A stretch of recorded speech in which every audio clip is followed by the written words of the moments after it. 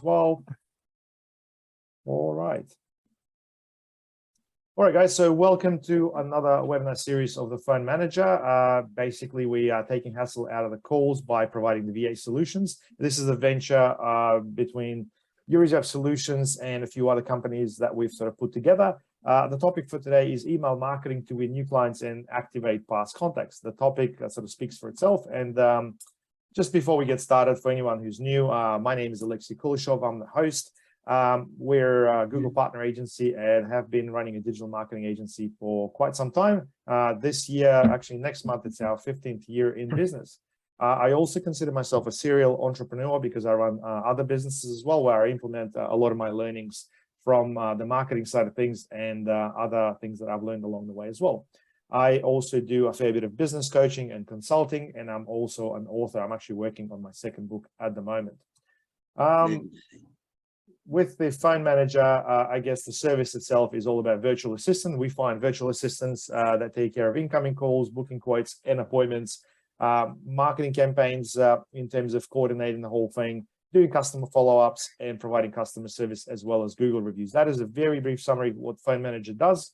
If that's something you want to find out more about, request a demo from us at the end, and yeah, we'll have a chat to see if we can help you. Now, today's guest is Andre Fisher, who is the director of Elevator, if I pronounced that right, who specializes in growth strategy, automation. He's got a fair bit of sales experience and also does a lot of stuff with data, analytics and visualization. How are you, mate? Yeah, good. I'm well, thanks. How are you? Yeah, excellent. Thank you. So I put these slides just basically have a bit of a guide for us, but I guess one of the things that a lot of people ask me about is things like tools. I mean, there's obviously a ton of tools when it comes to email marketing. Most common ones are probably things like ActiveCampaign and MailChimp and stuff. What are yours, some of the weapons of choice that you prefer when it comes to email marketing? Yeah, it really depends on what type of business you're running and what are your ultimate goals when it comes to email marketing. There are platforms out there like ActiveCampaign and MailChimp. There's also other ones out there like Klaviyo, Sendinblue, SendGrid. So, some of them have a focus. They're really good on price. For instance, Sendblue and SendGrid are quite cheap, but they do lack some of the features such as email marketing automation that some of the other platforms like Klaviyo and ActiveCampaign really specialize in. So when you are looking at doing email marketing automation, you've really got to identify what type of messaging you're getting across, what's your main focus, and how invested you are as well. It could be that you're just getting started, putting your toes in the water. So you may want to start off with something cheaper, or it may be part of a significant part of your strategy and you're looking to really dive into it. So you're looking to invest a little bit more, where you'll look at some of those more advanced tools. Yeah, absolutely. And look, I don't think one tool is better than another. They all have their own pros and cons. I think if anyone's really looking to get into something like email marketing, MailChimp is a great entry point. However, it gets pretty expensive once your list grows. So you have to really understand how your list is going to sort of develop over time and how to sort of segment as well. MailerLite's probably on the cheaper end of the actual line. However, obviously it lacks some of the functionality. Keep, which is the offshoot of Infusionsoft, Confusionsoft, as some people like to call it, is probably not a bad tool if you're doing a lot of stuff with your list. However, it may be a bit of an overkill for most businesses that are starting out. But mate, you're absolutely right. There isn't one tool that's better than another. I guess it really all depends as to what the big picture is. Absolutely. All right. I guess in relation to the marketing funnel, I mean, what's your take on email marketing? Where do you see that sort of fit within the classic customer journey? It's from start to finish. As I'll go through a little bit later within the webinar, you're communicating with them before they're a customer, when they've just become a customer, when you're trying to sell to them at the very start, but also post-sale, while you're going through that initial delivery, and then also while they're a customer and you're either using points to keep engaged with them, and that focus may be just to build a relationship and build retention, but also from a cross-sell and upsell perspective as well. So I think it's super important to identify the different types of content that you're pushing throughout the journey. At the very start, you'll generally push a lot of educational content to really drive that credibility between you and the target audience. And then, the content that you're pushing down the track once you build that relationship, it looks a bit different. Absolutely. And look, the way I look at the marketing funnel is the know, like, and trust. You find people that will do business with you. They need to know who you are. They need to like you to some degree, and they need to trust you to hand over your the actual business. And what I find is majority of websites still have got no offers of some sort to collect emails. And that's crazy, because the conversion rate of someone coming in to visit your website to get something for the first time is probably the highest. People inquiring or making sales may take a while, and the conversion rate itself is typically fairly low. But if you're offering a new client offer on a e-com website, or potentially you're looking into getting them into some sort of a VIP list, that's a good way to sort of start building a database. I also find it's always about timing as well. A lot of people don't understand that, or completely forget that people aren't ready to do things right away. And I've learned that working through dentists in particular. In the dental market, a lot of people come through and they see a new patient offer. A lot of people would sign up to something like that, but it doesn't mean that they're going to rush to book their appointment. And unless you actually go through it and understand the customer journey, it's all about the timing. So for a lot of businesses, having a special offer or some sort of a new offer may potentially get people to opt in, provide their name and email, but may not get them to actually take action. So absolutely, mate. All right. Let's move on. I guess in terms of quick wins, a lot of people ask me, like, where can you get started? And typically, if a business is a startup, Google Ads is a great way to get some traction going. But if you've got an existing business really wanting to make a quick win, email marketing is really a no-brainer. I mean, you can send out an email to re-engage your contacts, build a little bit of loyalty for getting people to come back and endorse certain products, get reviews, for example. Upsell or cross-sell. A lot of people don't do this. Getting referrals and generate repeat business. So, I mean, when's the last time you sent out an email saying, hey, you're happy with the work we've done? Could you potentially think of anybody else who may benefit, and, give them some sort of an incentive for that?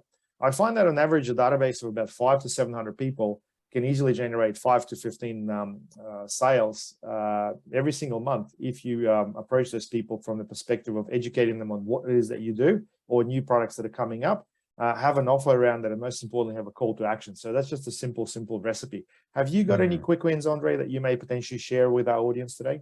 Yeah, a really quick win that generates serious results, and it's not very hard to implement, is automating an email that gets sent out once you've completed the transaction or the service. That's asking them, the first email is asking them to give you a score, could be like an NPS score out of 10 or 5, 5-star review, or not a review, just a rating for their service, for instance, if it was service-based. And then actually having another automation that's triggered. If they score either a 4 and a 5, then it's successful. If it doesn't, then it doesn't send the email. But that's when it will ask for to leave a Google review. So it's asking them, hey, can you give us a 5-star rating for your service? And if they give you a 5-star, then it'll send them another email saying, hey, thanks for sending that 5-star review. We're glad that you enjoyed your service, or we're glad you're enjoying your product. We would love for you to, share your experience with us online. And this is why, it means, so much to us. So it's kind of just saying, look, I do understand, and I get that you just spent 20 seconds giving me a star rating, but this is how it would help me and my business. If you, spent, 1 more minute just sharing your experience on Google. But it's also filtering out any of the bad experiences that any of your clients may have. So Yeah. that's a really quick win that provides some powerful results. Absolutely. I think in particular, if you run a transactional business where there's a lot of people taking up on your services, keeping everybody happy obviously is the goal, but it doesn't necessarily mean that everyone is happy. So doing something like that will allow you to filter a lot of things for sure. Mm-hmm. I also think that a lot of people don't have any follow-up emails based on form submissions and stuff, which can really help people understand what's actually happening. Because the number of people that would normally come back and say, hey, I've put the inquiry through and I'm not sure if it's been received or potentially what the next step is. I mean, majority of businesses right now are pretty busy, and expecting an instant, reply is, that doesn't really happen. I'm sure many of you would have submitted a bunch of quotes to a bunch of providers and only one or two would reply. So having an automated reply with, I guess, a bit of a timeline that you get back to somebody within 24 hours or that you're busy or away or whatever would potentially provide a better experience altogether as well. Absolutely. All right. Yeah, look, I know you've put together a bit of a presentation, mate. So what I'll do is I hand this over to you and maybe tell us a little bit more about your company and what specifically you do, as well as, about the actual topic for today, because I know you've got a fair bit of experience. So what I will do is I'll hand over the controls. I believe this is going to stop the recording session. So you'll need to start that from your end as well, so we can then put the two presentations together. So just give me one moment over here so I can hand over the controls and we'll get cracking. Cool. All right. Sorry, guys. I'm normally a Teams user, not a Zoom user. So I swear I'm tech savvy. Okay. Alrighty. So everyone can see my screen and everything. Yep. Okay. All right. Well, a little bit about me and my business. Well, to start off with, Elevate Your, my company, it started. It's nearly 18 months old. We specialize in system integration and business automation solutions. So what that means is making different systems talk to each other. And you may have heard the term API before. You may have heard of other platforms on the market like Zapier and Integromat and Integrately. These are all third-party systems that make systems talk to each other, ones that don't already talk to each other. So sometimes you'll see, for instance, in MailChimp, they'll say, we integrate with X, Y, and Z. But sometimes you don't see the system that you're using on there, but they do have the capability through an API. So what we do is we make those systems talk to each other. And then once they talk to each other, then we go, okay, well, what are your processes and workflows? And what are you spending a lot of, tedious time on? What are some of one of the tasks that can be automated to save you time and maximize your productivity? And the ultimate goal is if we can put 30 or 40% more time back in your team's pocket, that's 30 to 40% more revenue that your business can be generating. So maximizing workflow capacity, but also, digitizing your business so you're able to scale more effectively and efficiently in today's rigorous market with lots of competition. So that's what we do. Where my experience lies, especially in email marketing automation, before I started Elevate Your, I was running a growth agency. So very similar ties to a digital marketing agency. And I'm sure probably over the past 2-3 years throughout COVID, the term growth agency skyrocket. So what we did is we specialized in the sales function of the business and data analytics. So we were focused on SMEs. That's all we specialized in. And we, our smallest client was probably around 3 mil turnover, and our largest was just over 100. And it was all designed around unpacking the sales process, looking at data architecture and understanding how can we, what are the pure drivers of marketing? There's so many different things you can do in marketing. And if you've got, $5,000 budget a month or $2,000 or a $10,000 budget, what's going to be driving sales, not leads. So from there, it's about a 90-day process. And then from there, you know exactly what your key indicators are, for you to be able to say, okay, this is exactly what we're going to be spending every month on marketing. So yeah, from that experience, and then I also worked in sales, heavy sales in Audi and BMW. So they have pretty rigorous sales training there. So from that and a lot of tech and a lot of understanding of a lot of different platforms, you can imagine how my experience has kind of come together, especially when it comes to front-end business processes and really understanding how can you look at marketing and sales, because they are two very different functions. How can you build that bridge in between them? And email marketing automation is a very important tool to be able to help link a lot of the business functions together. So, yep, that's a bit of an overview of me and my business and my experience. Was that good? Yeah, cool, easy. All right. Again, if you have any questions or anything like that, feel free to just butt in. Yeah. So, email marketing automation. I'm going to go a little bit deeper because I'm sure we've all heard the term before, and there are different areas of email marketing automation, but the two areas that I kind of want to discuss with you guys today is that you've got conversation focused email marketing, and then you've got experienced focused email marketing automation. So when we look at those two areas, what are they and how do they differentiate? Well, conversion focused is... Sorry, Andre, Sigrid is just asking if you can make the PowerPoint full screen, please. Yeah, absolutely. Yep.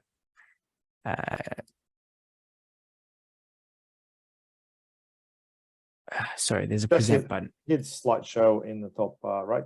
Yep. Oh, sorry. There we go. Yep. Cool. Yep. Can we see that? Is that all good? Yep. Lovely. So conversion focused. We're looking at email marketing automation, and you can see very clearly. Hopefully, you can see there. There's a bit of an automated sequence. It's designed to convert customers. And when I say convert customers, they could be customers of yours already, and you're looking to upsell, pre-sell. But the idea is you want them to buy more from you. So that's very quick overview of conversion focused. And then you've got experience focused. So this is focusing on automating touch points within the customer life cycle, that the aim or objective is to ideally save you guys time from having to manually write those emails, but also enhance the customer experience. So these types of emails are things like, I'll give you an example of both. An example of conversion focused is, as you can see, cart abandonment,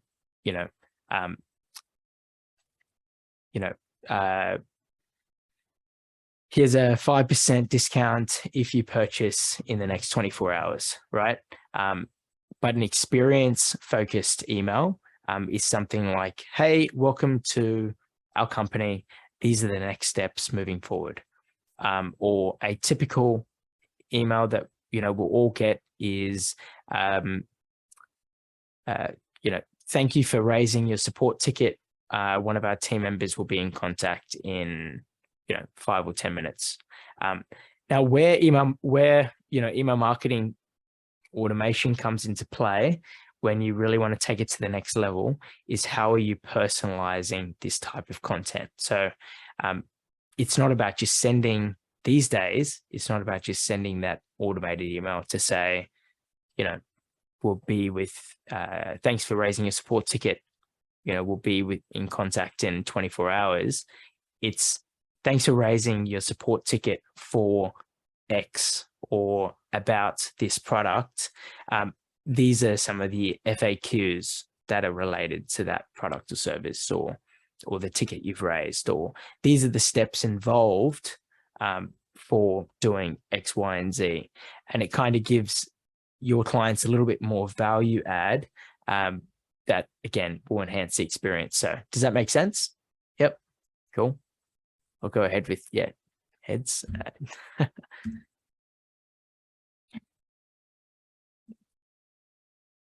So there's some key foundations around, I just double check. Yep, cool. So there's some key foundations when it comes to email marketing automation. The first one is choosing the right platforms for your needs. So really identifying what are the systems that I'm using within my business. And some of these types of systems include CRMs and EDM. So like we've been discussing, Klaviyo, ActiveCampaign, MailLite, your management system. So, whether that's an ERP, whether it's a practice management system, whether that's a job management system, whatever it is, it's super important for you to know, does it integrate and talk with other systems? And does it provide me with the features that I need now and also in the future? Whatever your focus may be, it may be to maintain the size of your current business, or you may be looking to scale. So you need to make sure that you do have a system that is scalable, or you have a plan in place where you know what you're going to be going to when you scale. And I'll give you a perfect example.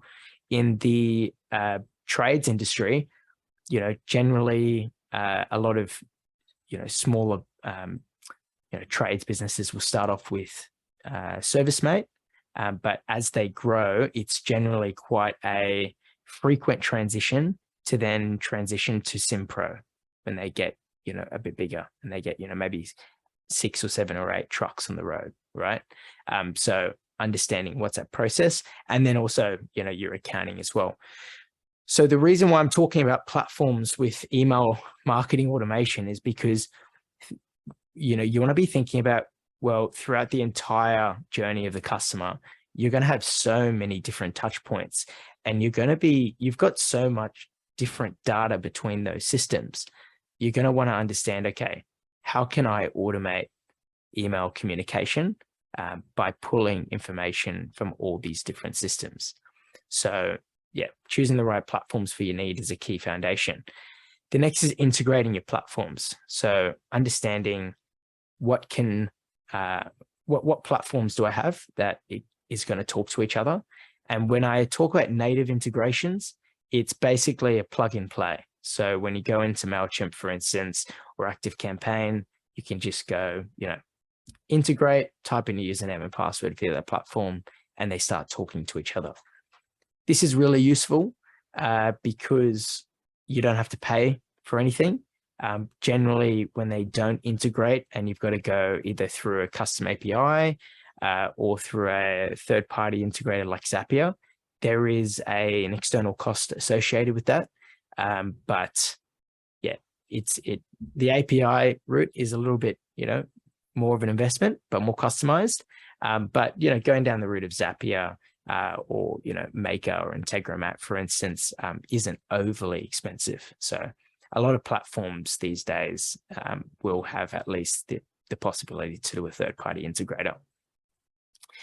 The next is framing your data architecture. So when you think about what data am I collecting throughout the entire journey, what are some of the custom fields or dynamic fields that I'm collecting? So if you are, collecting things like birthdays, if you know what type of, what gender they are, or where they live, or the service that they're interested in, or products that they're purchasing, when was their last purchase? Have they raised any support tickets, or have they done any refunds? These are all, this is all important information that you can collect from different systems through in your business. And you want to actually be gathering that data as custom fields within the email marketing platform that you're using, because that's where you're going to want to build really sophisticated and powerful email marketing automation sequences. Cool. And then data segmentation is super important as well. So you want to be obviously building lists on, people coming through your business that are just happy to maybe be in the newsletter every month. You want to obviously have a list for people who are actually a customer of yours.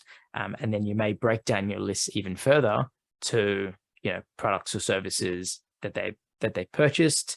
And then, people based on different geographical locations. And yeah, obviously it can go on from there. So when we were doing some pretty interesting stuff in the solar space, a lot of our lists were based on geographical location. And then we were using tags in the email marketing platform that we were using, which was ActiveCampaign. And we were using tags to segment our data based on the products that they had purchased. So if they were a residential or commercial purchase, if they purchased a 6 watt system, or I think it was 12 watt system at the time. And then the way that we were utilizing custom fields was, were they in a townhouse or were they in a like a 1-story or 2-story? Did they have a brick roof, or did they have a aluminium roof? So these are all different types of custom fields that we were pulling from when they were originally filling out the form on Facebook, to when they were providing the sales team with more information over the call, which was being put into the CRM. Okay. The next point is identify touch points that can and should be automated. And what this means is that sometimes there's, although you may be able to automate it, sometimes it's just not best to do so. I'm a big fan of ensuring that whenever you're sending information, it's valuable and it's personable. So if something can be automated, but it really requires a human touch point, like a phone call, sometimes it's just better to make sure that perhaps the automation creates a task for you to make that call. But it's identifying what are the things that actually should be automated, and also identifying what can as well. So the things to remember to focus on is when to send it, who to target, and what to say.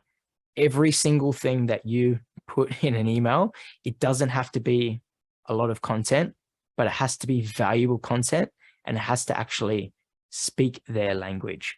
So there's no point wasting your time writing content if it's not going to appeal to the target audience, and if it's not going to be valuable content. And if you're sending it at the wrong time, well, you're just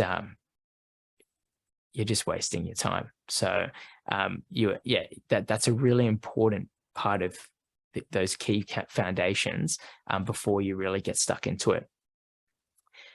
Develop dynamic content that's conversational. So you need, in today's environment, there's so much content. It's everywhere. And the only real way to, step up from or become different is to really relate to the audience that you're speaking to. And the only way to do that is to speak their language. And this is where you can really use and leverage custom fields to help you in the automation sequences to drive personalization. So, if they do live in a particular location, or, they're a specific type of gender, changing your type of language to appeal to that target audience is a game changer. And it will really drive, those metrics like retention, as well as repeat business as well. So yeah, that's a really big point that you'll see how it all comes together in a moment. The next point is walk before you run. So address, whether you've, already started in email marketing automation or whether you're just looking to get started, you can spend a lot of time on one single process and one sequence, and you can have, branches and branches and trees, all for one single process. I say, look at what's going to give you the best return on investment and focus on those first. And you don't need to, start off with, something that's complex. Just target the things that are really going to make the most impact, and then you can really evaluate them through your reporting. And then you can go back and figure out, okay, how can we expand this out further and make it better? Okay. And then reports, eliminate the fluff, find out what's working, what's not working. If your reporting isn't telling you the answers that you need, then you need to re-evaluate the metrics that you're reporting on. And you need to make sure that the reports on your automations is reflecting what's happening throughout your customer journey. So if it's, discussing, or if it's touch points in the sales process, and you've got in your reporting, it's telling you that people are dropping off in, this stage, that should be aligned exactly with what's happening in your sales process. If it's not, then that's showing you somewhere that you need to focus. So yeah, align your reporting data with your customer journey to understand exactly where people are dropping off, and where you can focus more if it's within your business.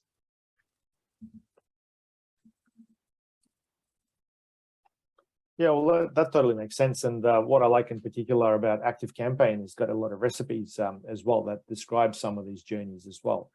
So if you guys are thinking, what specifically do I automate? Tools like Active Campaign actually give you lots of ideas for things like lost customers and people are idle or potentially abandoned carts for things like e-com as well. I think that's a really good summary, Andre. Easy. So I've got a few more slides. Is that all right? Still good to go? Cool. Easy. So what does that look like? Everything that I've just spoken about today, talking about it is one thing, but actually showing you a little bit of a sample, I think, is important. I haven't gone too far into detail here, but hopefully this gives you a bit of an idea where you can kind of stem your own strategies from that. So you can see in front of us, I've got a bit of a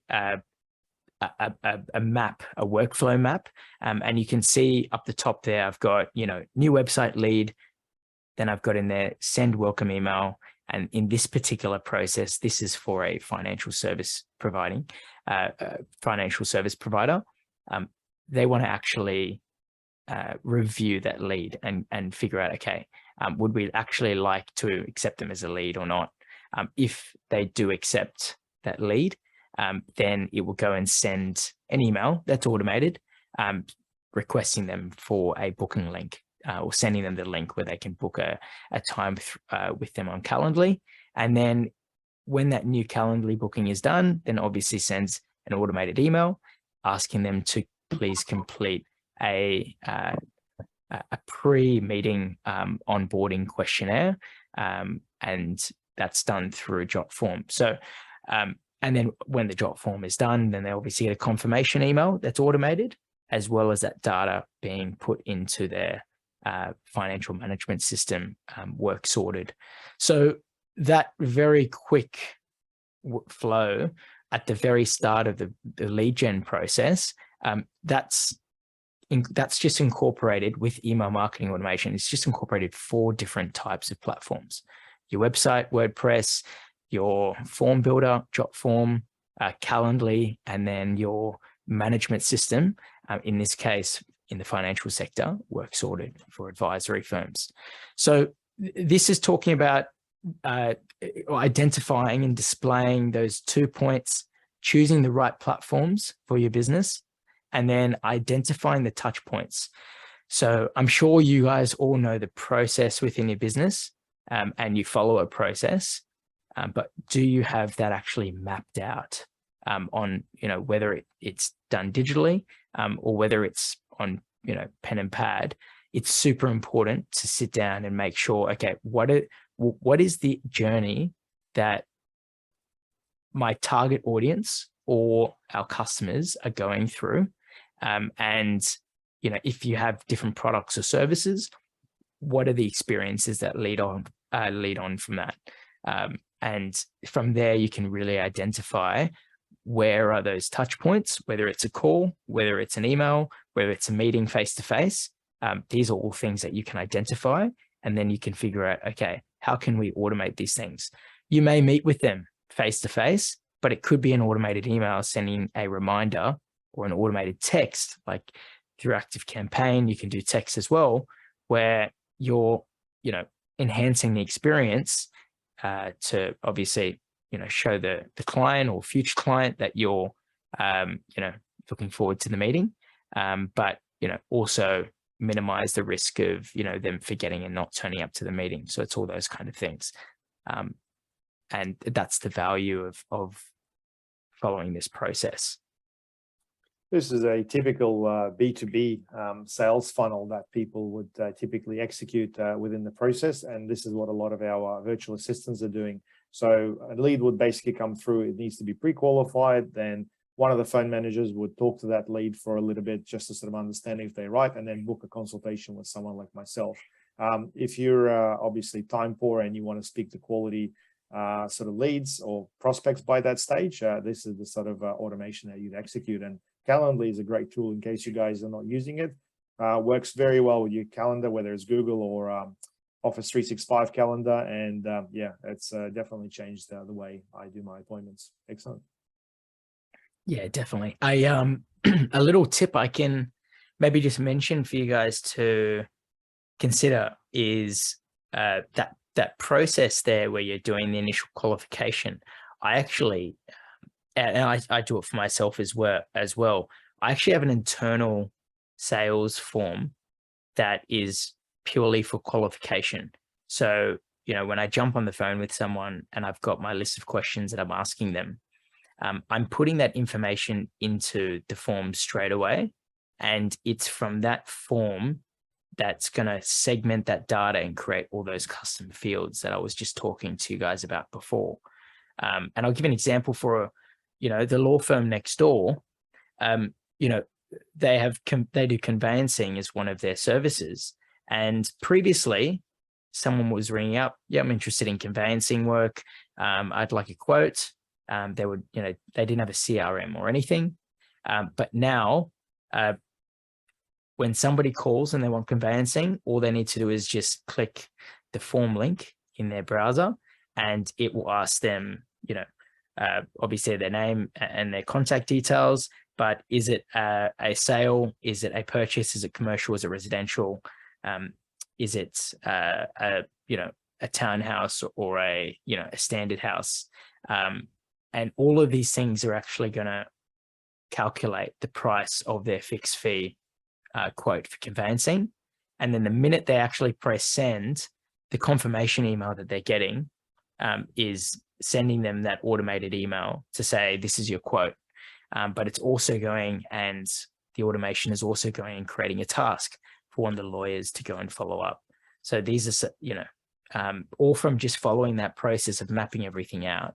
How you can really benefit by throwing in some email marketing automation in there. Okay, so what does your data segmentation look like? Framing your data. So I just mentioned before with the conveyancing example, right? All those different data points. We've got here on the left-hand side are some examples. The ones that I've put here are a little bit more calculated. They're not just straight input, but it kind of, for instance, you've got their loyalty score and conversion percentage and NPS, for instance. The good thing about finding a powerful email marketing platform is a lot of them have these features built in, or they have the ability to be able to do calculated fields. And this is important because if you are creating personalized content, then you can actually calculate engagements from, various different data that you're getting in, and then you can basically create an entirely new data set. So really sit down and understand, okay, in all these different platforms that I'm integrating, what data can I get my hands on, and how can I use that data? So when we look at this data set that we have in front of us, we're looking at the original source, where they came from day one. Was it the website? Yep, they came through a Facebook ad. That's interesting. The status, are they a customer or they're not a customer, right? When was their last purchase? The product was last product that they purchased, how many times they've purchased, what's their score as well.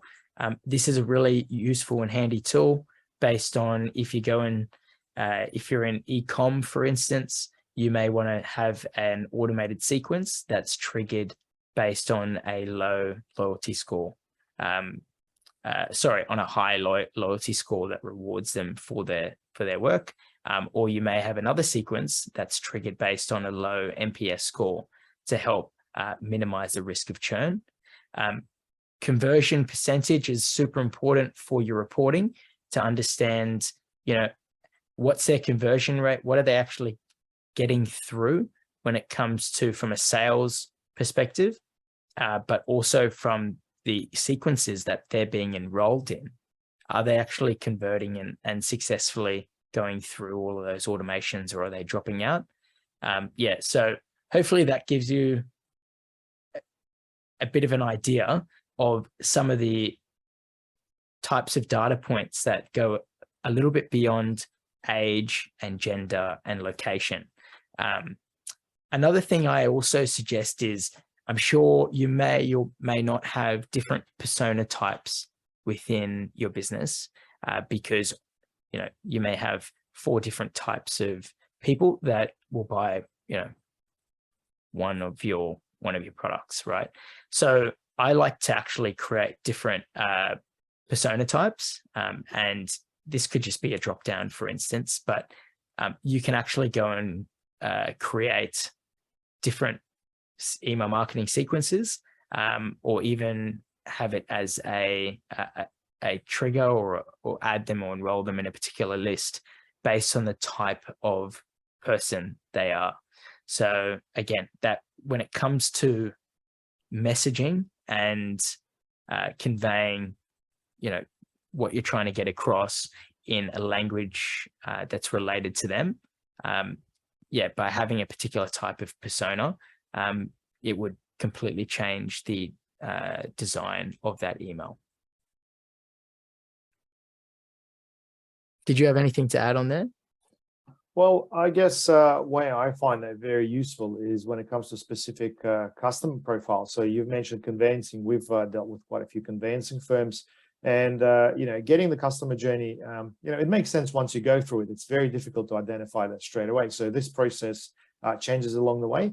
We found that a lot of first home owners, new home buyers, if you like, making the decision over the weekend, and essentially it's a couple's scenario, so they behave in a different way, and you don't often get the email or contact details of the other person, so you may need to do a phone call, whereas investors would typically be doing things through the week, and the way they would buy would be very different as well. So creating simple automations around units or townhouses or new builds and so on makes a big difference and saves a lot of time, because at the end of the day, you've got a lawyer who basically charges by every 6-minute increment, and they need to make sure that their time is allocated in the best way possible. So I think conveyancing is a great example, and personas, whether it's a investor, new home buyer, whether it's a couple or a single operator, makes a big difference. But yeah, 100%.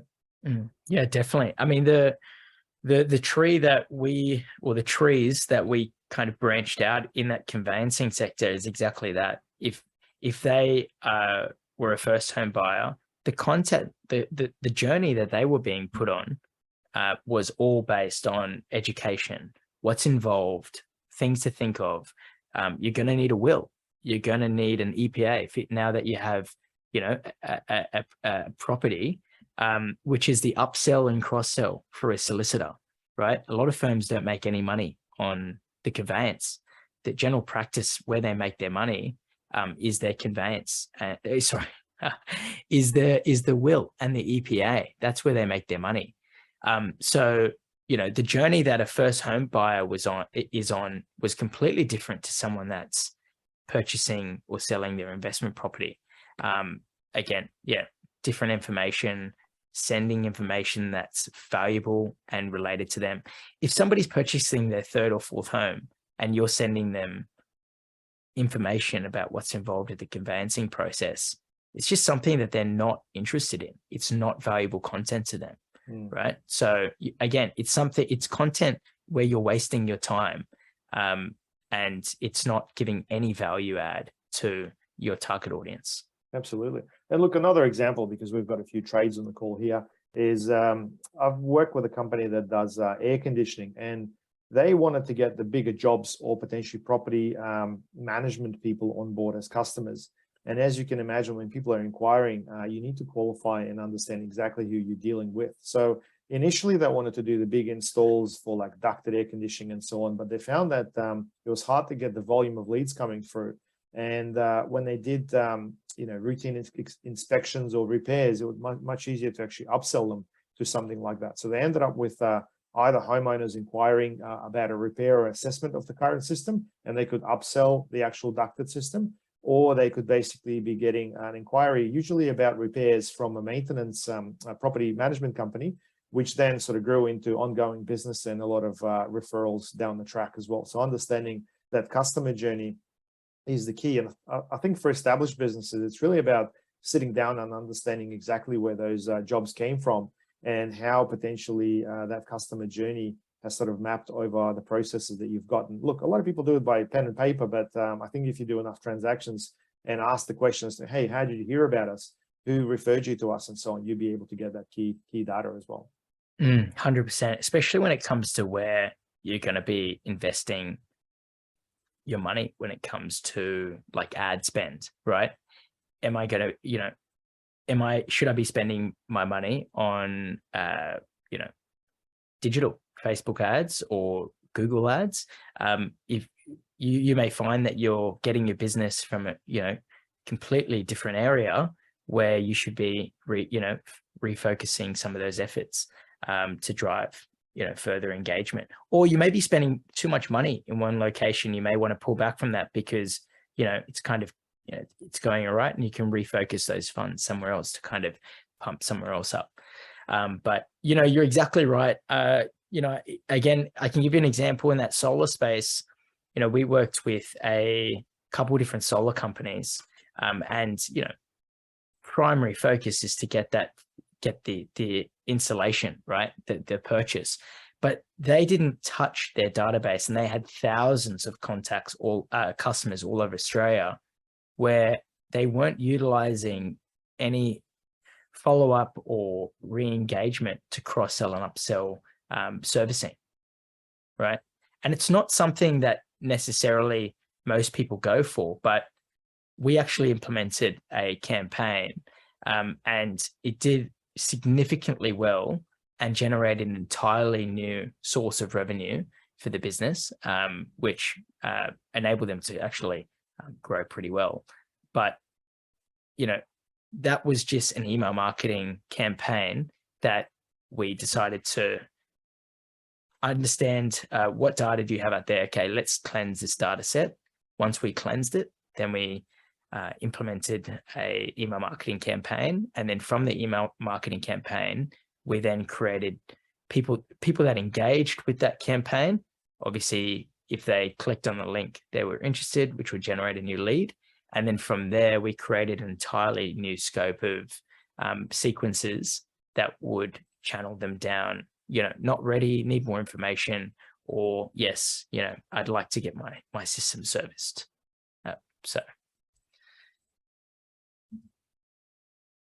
Okay, dynamic content. What does that look like? I've got a bit of a GIF there, so you can kind of see. You're really just looking at things like placeholders, right? So if somebody says that they're looking at this product or service, then you want to make sure that when you're writing your content, you're using those custom fields and inputting them into the email. This is obviously very text heavy.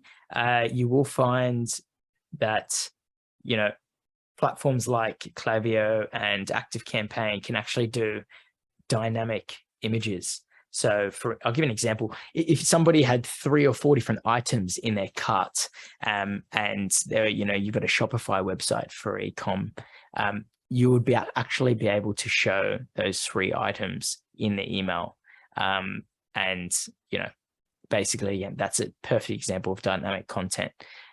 Or it could be that they're interested in, I didn't want to fit the image on here because it was just an awkward size, but you've got, cat or dog, and if the tag is different, it shows a completely different image.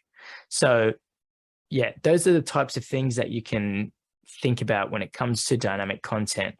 How can I use my custom fields that I'm acquiring from different platforms, and obviously putting that into the system. So if your email marketing platform doesn't have the ability to easily create custom fields and use those custom fields within content, I wouldn't be using it. I wouldn't be advising towards it.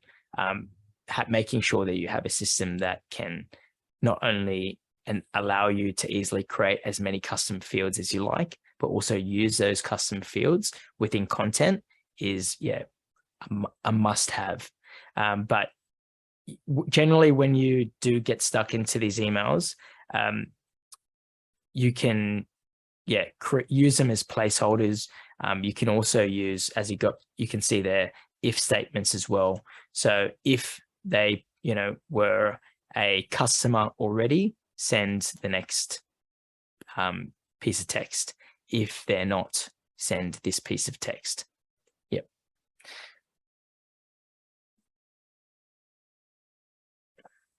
And I think that's, cool. And then reporting. So I think this is a big challenge for most organizations.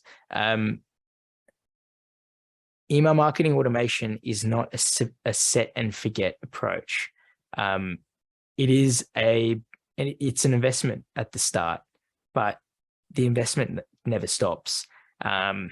Once you open the door, you've got to make sure that you're constantly first of all, you've got to generate a return on your investment. And then when you start seeing an investment, then you've got to understand, okay, how can I generate more return? So when it comes to reporting and my experience with data, if your reporting isn't telling you or providing you with the answers that you need, then it's fluff. You want to be making, when it comes to email marketing automation, you want to be thinking, okay, I need a report that's going to tell me whether these touch points are working or not. And if it can provide you and tell you whether your touch points are,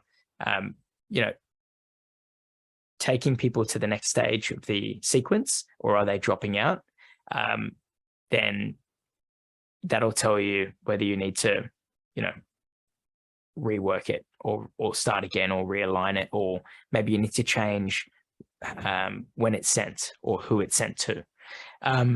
Same thing goes with the customer map. So you want to be building and figuring out what are the metrics that are going to answer these questions for you. I've got down here, probably one of the biggest things that you can look for is highest volume of participants within your sequences. So you may have a different product or service where you have a lot of people channeling through a particular sequence. Is that an area that is should I be focusing on a little bit further? Should I be investing, more money into this area? Where are people dropping out? How can I improve this?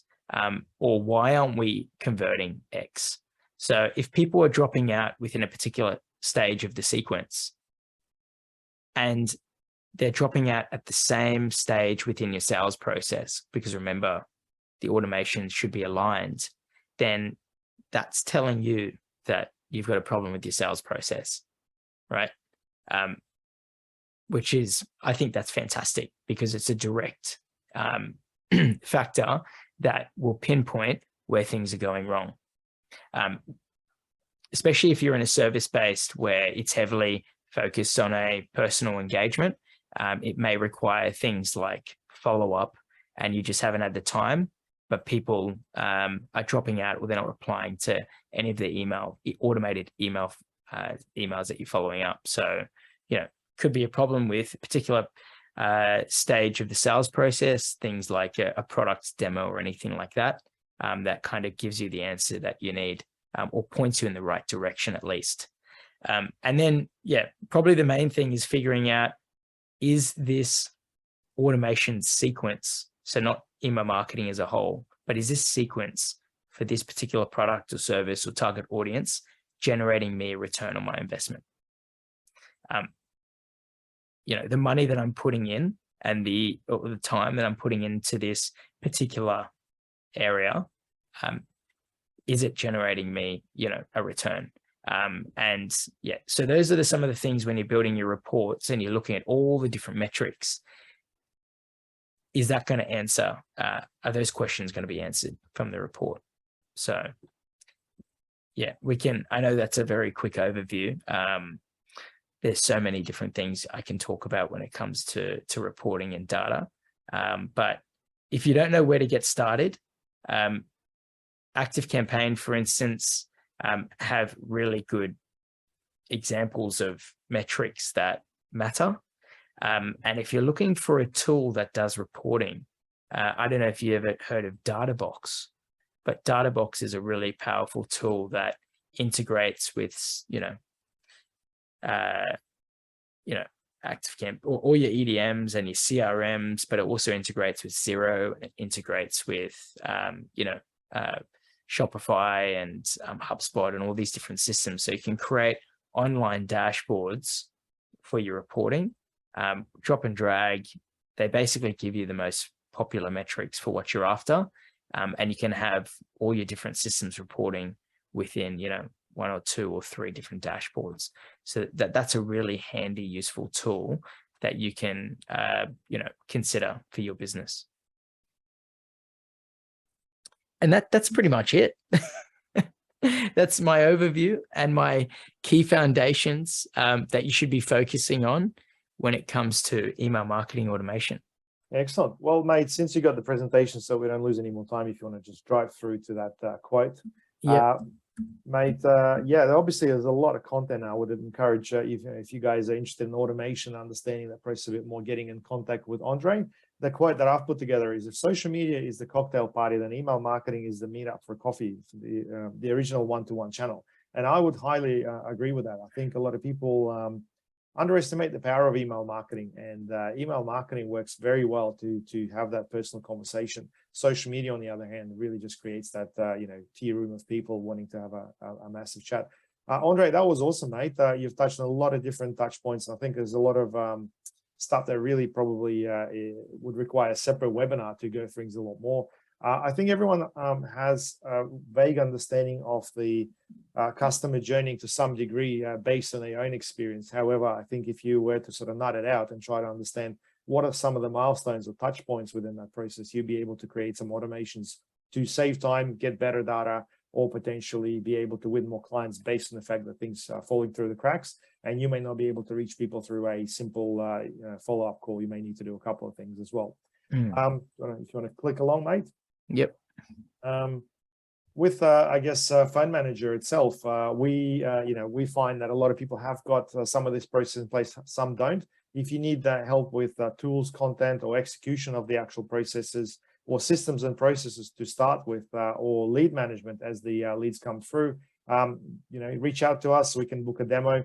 Our manager, Daria, she's actually on the call here today, can potentially help you with your query and see if Phone Manager can work for you, if we can save some of the time as well. The whole idea is of Phone Manager is to be able to do some of these things that you'll then automate, or potentially do both. But overall, with a business, you want to achieve more efficiency through delegation and automation.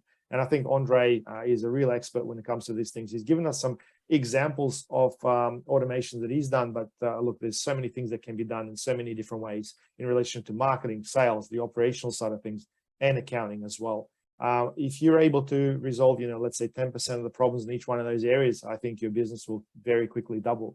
Just think about all those people who haven't paid your invoices on time, and the automations that you can put in place to offer them alternatives on the whole thing, or potentially take a payment up front for the whole thing by using some of the automation. My mind just goes crazy with all the possibilities.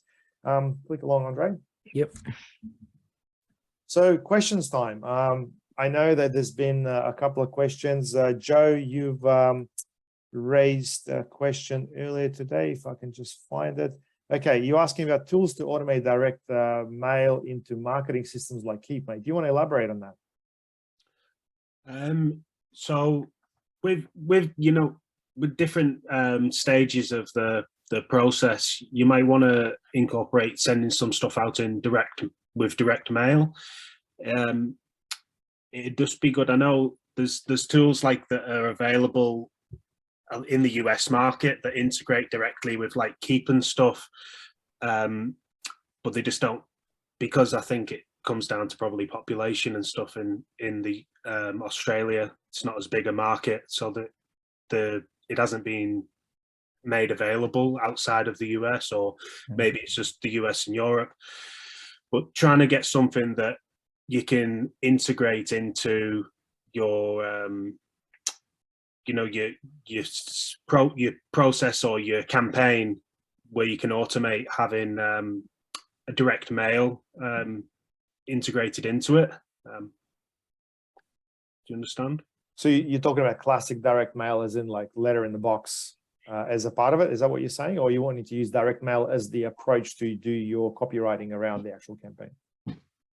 It's so it could be like at the end of when a job's closed out, then that part of the campaign, it then triggers something in the campaign to then send a letter out via direct mail, or maybe it's at the other end at the beginning of the cycle, where it's an inquiry comes in, and then you're sending something out that then is asking for a referral, or maybe it's share this with your neighbor and get a joint booking discount, or something like that. It just adding that more of a personal touch, opposed to just sending something in via email. You've got a chance to get something branded hanging around on the kitchen table, and maybe put something in there like a magnet that they put on the fridge or something. Yeah. I was just thinking that. I think it's just about understanding some of your marketing assets and how they would basically be delivered over time. I think if you're using a system like Keep or HubSpot or something like that to its full capacity, normally you'd have a number of users, and if one of the users is responsible for sending out the direct mail, obviously you need to have your copy prepared and everything. But at the end of an automation, you would normally have a task for that person to send out a letter to a particular person. And I know there are some systems that allow you to potentially even print out those things and have them already pretty much just for somebody to pick up and send as well. Yeah, the systems that like it can be printed, and it can integrate where it goes to, so I don't know, like a print house or something, and it's just shipped straight out. So the process is kind of automated in a way. Yeah. And for those of you guys are wondering, Joe runs a company called Clean Genie, and he's automated a lot of his sales process using Keep by leads coming through and getting qualified through a number of touch points. I think it's definitely a good idea for you and Andre to potentially have a chat outside of this, just to sort of explain what you've done, because I think you've advanced much further than most. Yeah, you should have a look at aomail.com.au. Like that's a just one provider I found straight away. And if you on their homepage, yeah, AO Mail, like, and if you just go, well, it's on their direct mail page, but if you just scroll halfway down the page, they're already talking about automated mail integrations. With Zapier there, they've got HubSpot, Maildoc, SAP, Salesforce, Asana, Pipedrive. So yeah, definitely possible for sure. And there's providers out there that provide that exact service that you're after.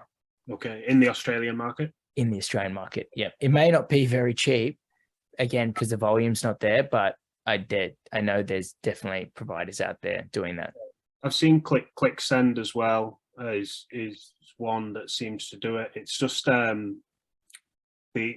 there's ones in the US that seem to be like, you know, you can send cookies and all kinds of cool stuff and just have it automated and whatnot. But it just seems that obviously it's a little bit more limited here, where you could send something, but it wouldn't be as customizable as, you know, what some of these more advanced platforms are. But yeah, it is what it is, I suppose. Very cool. Riaz, do you have a question for us, mate? Yep. How do you say that? AO Mail? How do you? That was referring to that. As in, actually, I'll put in the chat. How's that? Yeah. I'll put that. I'll put that exact. I'll just copy and paste the link that I found for you guys. Right. But that's just one provider, not a recommended provider or anything. It's just I just opened up 3 different tabs and had a quick look. So there's definitely ones out there. Well, look, and it may be worthwhile reaching out to a local company like MBE or something like mailboxes, etc. They do services like that, and if you can sort of sync your request to them based on, I guess, some of your automations, then they may be able to execute on something like that. I think the biggest problem is volume for a lot of these automations. Yeah, I just quickly, I know you're strapped for time, but one of the other things is to make it a bit more customizable, is say, like, you know, if you were going for your ideal 100 clients, and I can't remember the book now that off the top of my head, but it talks about its whole thing. I think it's the ultimate sales machine, or the ultimate seller machine. Yeah. And it talks about having your dream 100 clients, and you sending something out in the mail every month, and like little gadgets and gizmos that just attract attention. Like to have something like that, but to send it to some kind of mailing house that you can kind of outsource that stuff would be good, because I don't think this automated emailing sort of tools, I don't think they can handle that.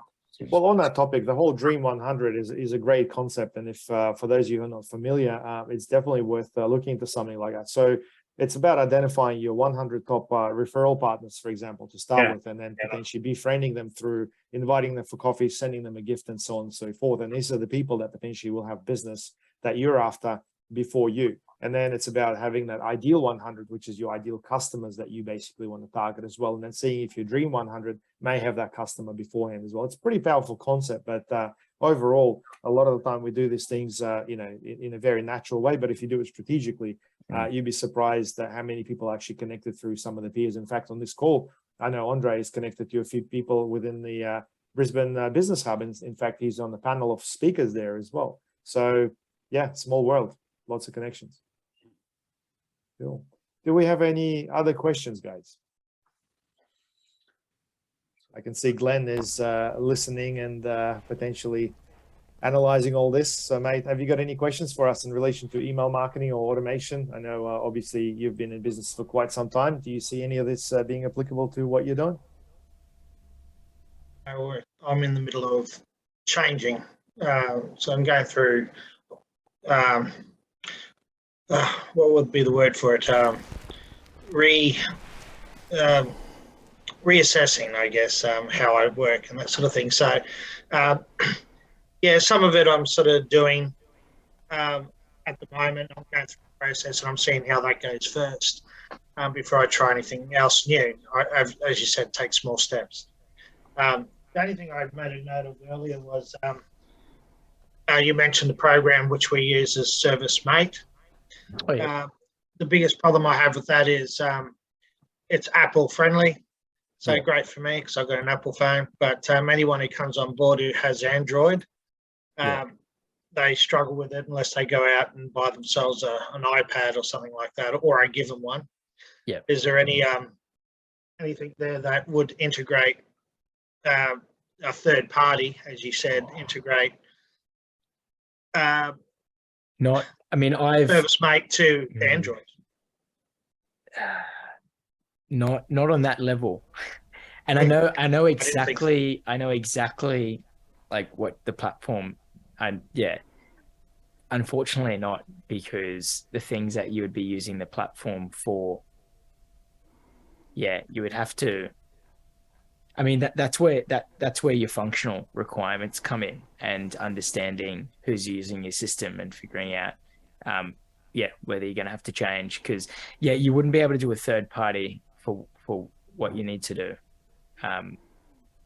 You got to really think outside the box with those situations, Glenn.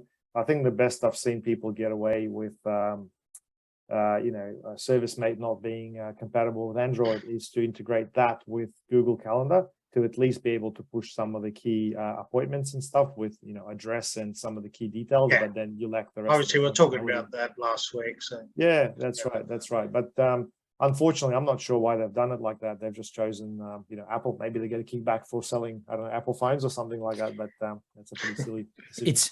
It's generally, when you said that a third party could obviously help you connect all the, well, but ask the question. Yeah, I mean, I think where my head was at was more the functionality of when how the users in the app can go and message the client. Yeah. It'd be possible through their API, but a pretty costly exercise to do so. But if it's things like just like calendars, where you want to just send all the new jobs off to calendars for your staff on the road, like, that's not a difficult automation at all. No. But definitely things are possible, but it just depends on what you're missing. Like I said, we're changing, hopefully growing, and probably will have to move on from ServiceMate at some stage as we grow. But things like, I suppose ServiceMate's a good customer service tool. Yeah. But things like if I can't, when you're mentioning Databox before, I just looking that up because I can't look how many sales versus how many leads. That it does a small amount of data, but it doesn't do all the data that I would like, or the KPIs, that sort of thing. Yeah. I have to do that myself. Claire, what are you guys using for your workflow? Are you with ServiceMate or Tradeify for your electrical business? Yeah, we're using Tradeify at the moment. As we're getting more employees, it's obviously getting a little bit more difficult because the display of Tradeify kind of get like a color per each tradesman. So looks a bit much at times. In terms of like automated marketing, at the moment, we're not actually doing any email automated marketing.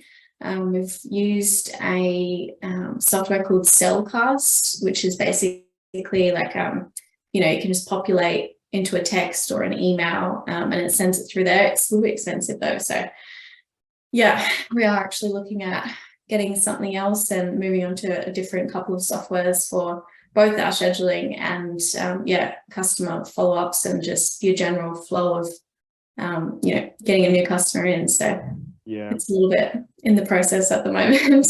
Absolutely. And look, there's no such thing as a perfect system. I mean, they teach you at uni all this stuff, and in the end they say, look, with all this, there's no perfect tool that does all.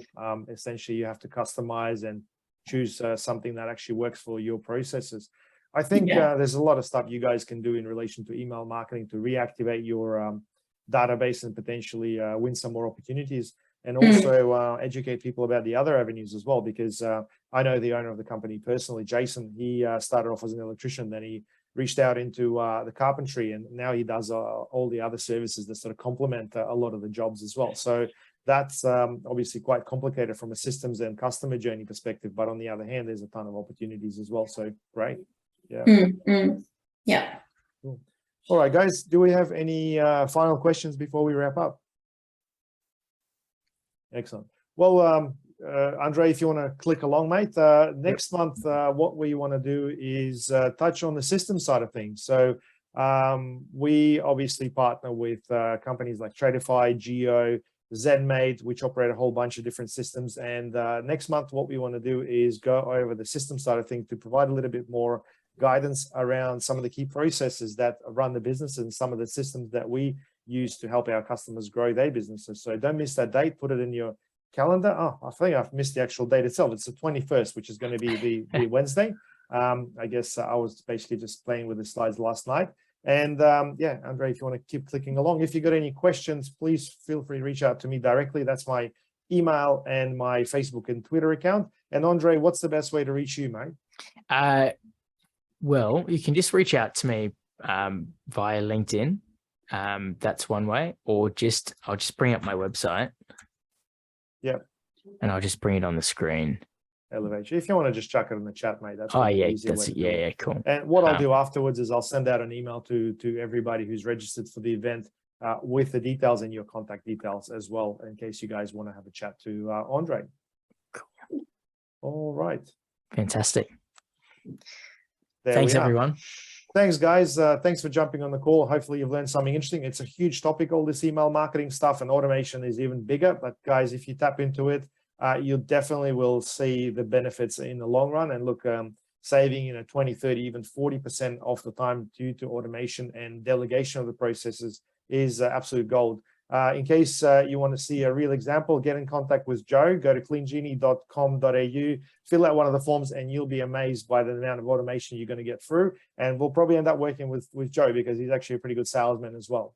Anyway, guys, hope you enjoyed this webinar. Stay tuned with our series. So next one's going to be about systems. And yeah, we'll try to do one of these a month. And if you've missed the one last month, we did one on Google reviews. So you may want to revisit that on our YouTube channel. Otherwise, thanks very much and have a great day. Okay. Thanks, Thank you. Andre. Thank you. Good night. See you guys.